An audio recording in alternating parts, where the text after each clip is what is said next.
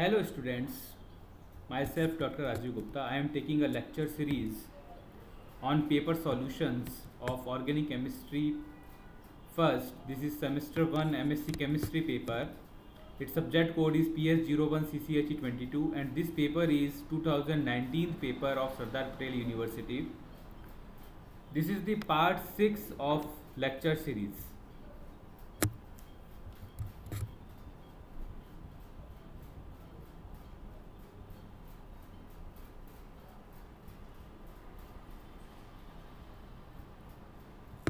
Now the question is, how do pyridine and pyrrole differ in their reactivity towards electrophilic aromatic substitution reactions? तो pyridine और pyrrole ये दोनों की दोनों electrophilic aromatic substitution के लिए अपना रिएक्टिविटी थोड़ा डिफरेंट टाइप का दिखाते हैं। मींस यहाँ पे जो इनकमिंग सब्स्टिट्यूएंट है, जो इलेक्ट्रोफाइल है, वो कौन सी पोजीशन पर अटैच होता है, कौन सी पोजीशन पर सब्स्टिट्यूशन देता है, वो वस्तु हमको यहाँ पर देखना है। दूसरा, जो पिरिडीन है वो पिरोल से थोड़ा लेस रिएक्टिव है इलेक्ट्रोफिलिक एरोमेटिक सब्स्टिट्यूशन के लिए। इसकी बजाय पिरिडीन जो है वो न्यूक्लियोफिलिक एरोमेटिक सब्स्टिट्यूशन ज़्यादा इजीली देता है। तो रिएजियो केमिकल आउटकम पिरिडीन और पिरोल के लिए अलग अलग होगा। तो सबसे पहले हम पिरिडीन के लिए देखते हैं।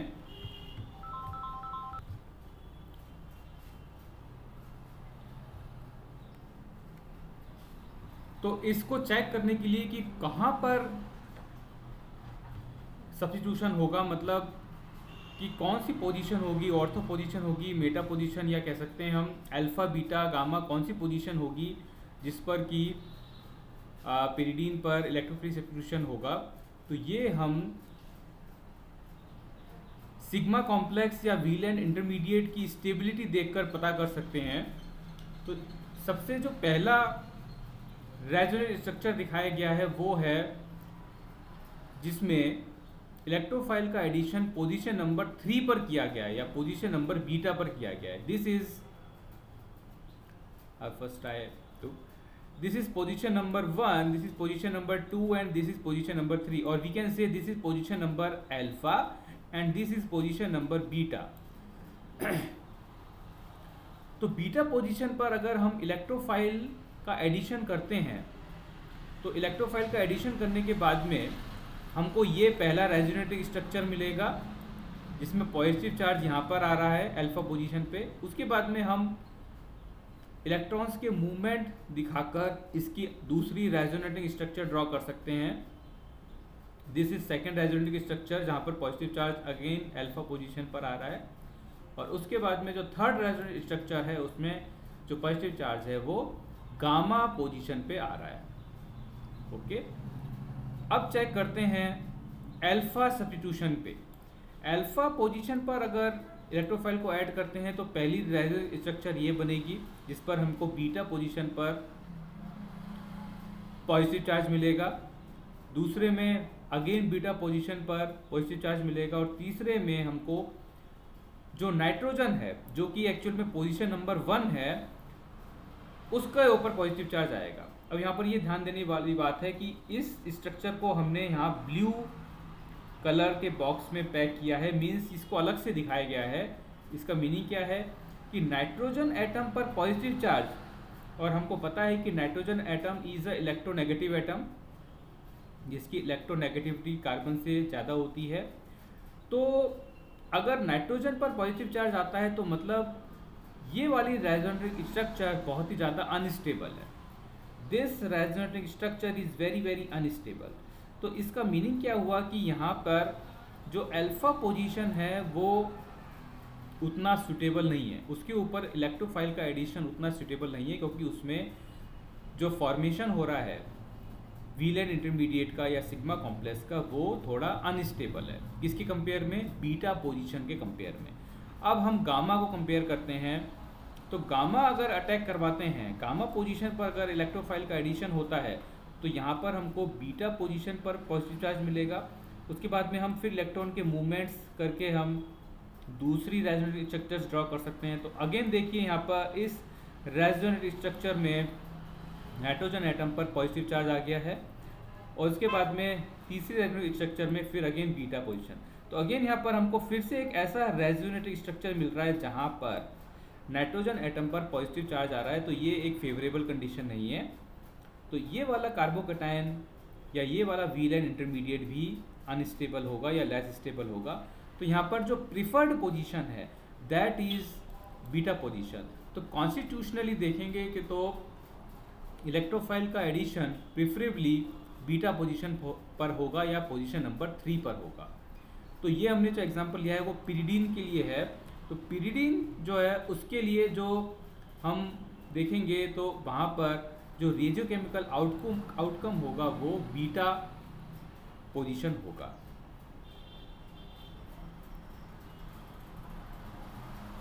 The beta substituted intermediate and the transition state leading to this product, so we get beta substituted product because this intermediate or this Wheelan intermediate is more stable due to more stable resonance forms.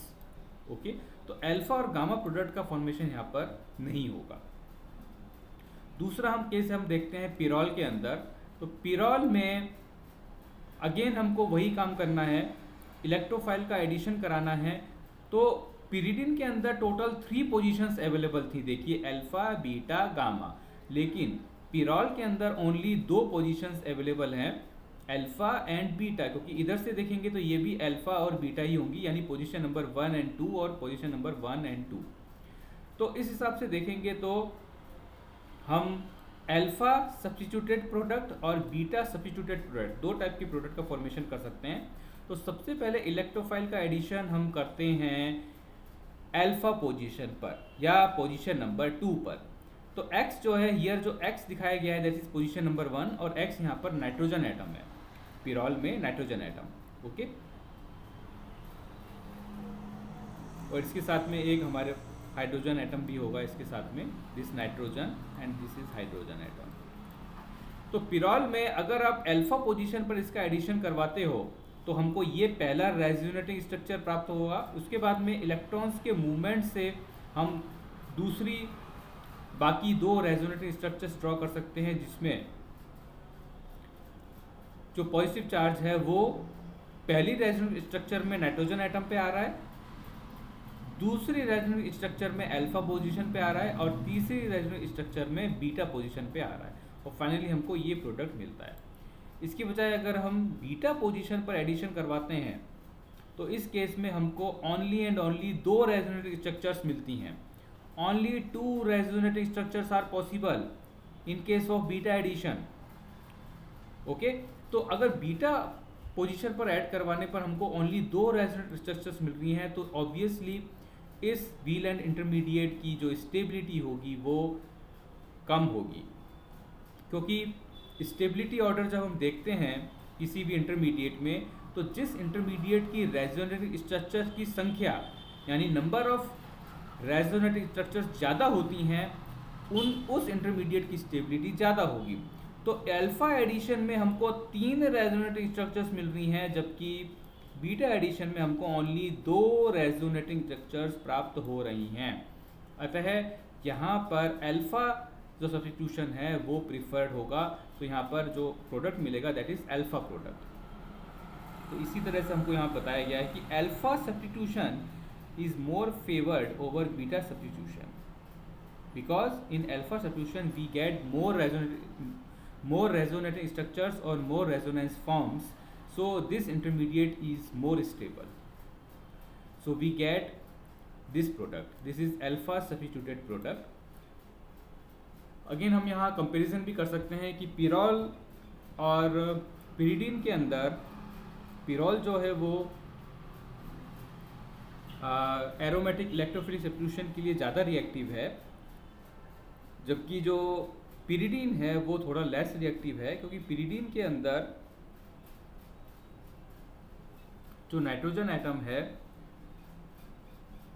वो nitrogen atom का जो lone pair है वो non हक्कल lone pair है, और पिरॉल के अंदर जो नाइट्रोजन एटम है उसका नाइट्रोजन एटम रेजोनेंस में इन्वॉल्व होता है, मतलब कॉन्जुगेशन में इन्वॉल्व होता है 4n+2 रूल को फॉलो करने के लिए, 4n+2 हकल रूल को फॉलो करने के लिए।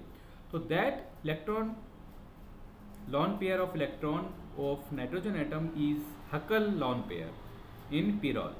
तो पिरॉल के अंदर वो उसमें इन्वॉल्व होगा। तो ये वाला जो पिरॉल के अंदर हम देख सकते हैं कि ये ज़्यादा इलेक्ट्रोफिलिक नेचर दिखाता है, इलेक्ट्रोफिलिक सब्स्टिट्यूशन रिएक्शन में ज़्यादा इन्वॉल्व होता है, किसकी बजाय, पिरिडीन की बजाय। तो पिरिडीन के अंदर जो नाइट्रोजन है वो थोड़ा लेस रिएक्टिव होता है, इसके लिए टुवार्ड्स इलेक्ट्रोफिलिक एरोमेटिक सब्स्टिट्यूशन। तो जनरली पिरिडीन की हम न्यूक्लियोफिलिक सब्स्टिट्यूशन रिएक्शंस ज़्यादा देखते हैं, जैसे चिची-वेबिन रिएक्शन। तो ये सब हम इनका रिएक्टिविटी ऑर्डर भी इस हिसाब से बता सकते हैं। तो ओवरऑल इसका रिजल्ट क्या मिलता है हमको कि पिरॉल के केस में हमको पोजीशन नंबर 2 या अल्फा पोजीशन पर सब्स्टिट्यूशन मिलता है, एरोमेटिक इलेक्ट्रोफिलिक सब्स्टिट्यूशन। और पिरिडीन के अंदर हमको पोजीशन नंबर जो 3 है, या पोजीशन नंबर 3 या फिर जो बीटा पोजीशन है वहाँ पर सब्स्टिट्यूशन मिलता है। Now next question, what is primary kinetic isotope effect, how it can be employed to determine mechanism of nitration of benzene. तो यहाँ पर नाइट्रेशन ऑफ बेंजीन यानी बेंजीन का नाइट्रेशन यूज़ करते हुए इसकी मैकेनिज्म का एग्जांपल देते हुए हमको प्राइमरी काइनेटिक आइसोटोप इफेक्ट बताना है। तो प्राइमरी काइनेटिक आइसोटोप इफेक्ट को यूज़ करते हुए हम कैसे डिटरमाइन कर सकते हैं कि what is the mechanism of nitration of benzene, यानी nitration of benzene that is electrophilic substitution reaction की मैकेनिज्म क्या है, वो हम प्राइमरी काइनेटिक आइसोटोप इफेक्ट को चूज़ करके बता सकते हैं। तो सबसे पहले हम देख लेते हैं कि what is primary kinetic isotope effect. Rate change due to isotopic substitution at a site of bond breaking or bond making is the rate determining step of a mechanism that is called primary kinetic isotope effect। मतलब अगर bond breaking या bond forming step में अगर हम isotope involve कर रहे हैं और रेट में अगर हमको कोई चेंज महसूस होता है, अगर रेट में कोई चेंज आता है रिएक्शन रेट में, तो हम कह सकते हैं कि वहाँ पे प्राइमरी काइनेटिक आइसोटोप इफेक्ट काम कर रहा है। मीन्स मैं एक एग्जांपल दे सकता हूँ आपको कि सपोज कीजिए कि हम यहाँ हाइड्रोजन का आइसोटोप यूज़ करते हैं। तो कार्बन हाइड्रोजन का अगर बॉन्ड ब्रेक हो रहा है, कार्बन हाइड्रोजन का बॉन्ड ब्रेक हो रहा है और वो बॉन्ड ब्रेक जो होना है वो सपोज कीजिए रेट डिटरमाइनिंग स्टेप है। Suppose in the reaction mechanism it is rate determining step, which is rate determining step, carbon hydrogen bond breaking. तो उस केस में क्या होगा कि अगर हम हाइड्रोजन की जगह ड्यूटेरियम ऐड कर दें, यानी आइसोटोप यूज़ करें हाइड्रोजन का, ड्यूटेरियम को ऐड करके रखें और फिर कार्बन ड्यूटेरियम बॉन्ड ब्रेक हो रेट डिटरमाइनिंग स्टेप में, तो उसके केस में यहाँ पर जो रिएक्शन रेट है वो चेंज हो जाएगा। ओके, रिएक्शन रेट वहाँ चेंज हो जाएगा, तो हमको वहाँ primary kinetic isotope effect observe होगा। तो इस इफेक्ट को यूज़ करते हुए हमको ये बताना है कि नाइट्रेशन ऑफ बेंजीन का क्या मैकेनिज्म हो सकता है। तो जनरली हमको पता है कि nitration of benzene is a simple general mechanism which is similar to the typical aromatic electrophilic substitution. जो typical aromatic electrophilic substitution reaction का मैकेनिज्म है वही इसका मैकेनिज्म है, लेकिन हमको प्राइमरी काइनेटिक आइसोटोप इफेक्ट के साथ में जोड़कर इसको बताना है। Okay, this mechanism occurs in 2 steps. First step में क्या होता है, एरोमेटिक इलेक्ट्रोफिलिक सब्स्टिट्यूशन में फर्स्ट स्टेप में इलेक्ट्रोफाइल का एडिशन होता है बेंजीन रिंग के ऊपर। ओके, तो this is the addition step, addition of electrophile on benzene ring. और इलेक्ट्रोफाइल के एडिशन होने के बाद में जो बेंजीन रिंग है वो अपनी एरोमेटिसिटी लॉस्ट कर देता है और उसकी बजाय वहाँ पर क्या बन जाता है, एक इंटरमीडिएट, जिसको हम सिग्मा कॉम्प्लेक्स या व्हीलेन इंटरमीडिएट कहते हैं।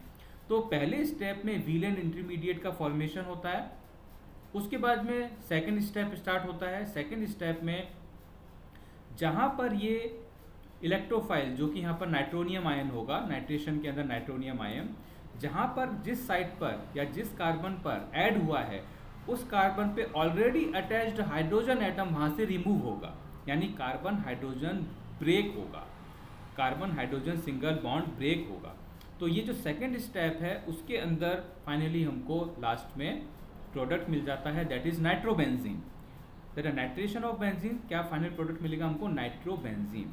तो क्या बोल रहे हैं? Where a hydrogen atom attach to an aromatic ring is replaced by a nitro group.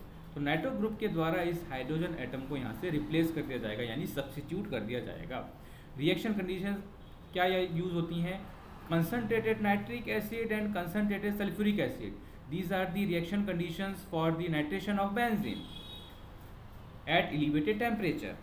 Sulphuric acid is stronger acid compared to nitric acid and it protonates nitric acid and forms finally nitronium ion which work as an electrophile.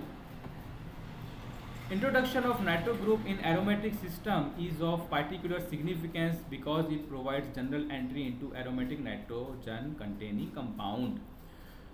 तो यहाँ क्या बताया गया है कि nitrogen का जो addition है एरोमेटिक सिस्टम के अंदर वो यहाँ पर एक सिग्निफिकेंट रोल प्ले करता है। वो क्यों करता है वो हम यहाँ क्लियर हो जाएगा हमको कि नाइट्रेशन ऑफ बेंजीन में जो रेट ऑफ रिएक्शन है वो दो केसेस में दिखाए गए हैं।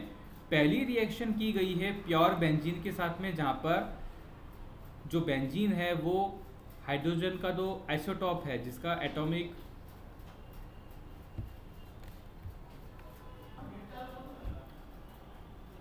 अगर इसमें हम प्योर बेंजीन यूज़ करते हैं यानी हाइड्रोजन का जो आइसोटॉप है, पहला आइसोटॉप H1H1, इसका मास नंबर 1 है C6H6। तो सपोज कीजिए हमको नाइट्रोबेंजीन मिलेगा और उसका रेट हमको मिलता है rate H in case of this isotope. अगर हम ड्यूटीरेटेड बेंजीन यूज़ करें दैट इज C6D6, तो ड्यूटीरेटेड बेंजीन के लिए भी नाइट्रोबेंजीन हमको मिलेगा। उसके लिए सपोज कीजिए रेट है that is rate in case of deuterated benzene. और ऑब्जर्वेशन से ये पता चलता है कि दोनों केसेस में जो रेट है वो सेम है। रेट अगर आप देखोगे तो दोनों के केस में सेम है, इन case of hydrogen and in case of deuterium दोनों के केस में रेट सेम होगा। इसका मीनिंग क्या हुआ कि इसमें जो रेट डिटरमाइनिंग स्टेप है उस रेट डिटरमाइनिंग स्टेप में हाइड्रोजन यानी कार्बन हाइड्रोजन बॉन्ड का क्लीवेज नहीं हो रहा है। कार्बन हाइड्रोजन बॉन्ड का क्लीवेज या बॉन्ड ब्रेकिंग उस स्टेप में हो रहा है जो कि रेट डिटरमाइनिंग स्टेप नहीं है। ओके, तो यहाँ पर हम क्या कंक्लूजन बता सकते हैं कि CH या CD bond breaking is not a rate determining step in this electrophilic aromatic substitution reaction which is nitration reaction. इसका मतलब नाइट्रेशन का एडिशन जो कि फर्स्ट स्टेप है, फर्स्ट स्टेप में नाइट्रेशन का जो एडिशन हो रहा है that addition part is a rate determining step, but the second part which is the bond breaking part और bond breaking of carbon hydrogen single bond is not a rate determining step. Means यहाँ पर primary kinetic isotope effect हम उतना clearly observe नहीं कर पा रहे हैं। So the formation of sigma complex is a rate determining step. Okay, the second step which is elimination of hydrogen atom is not a rate determining step in this reaction. Okay, thank you for listening this lecture.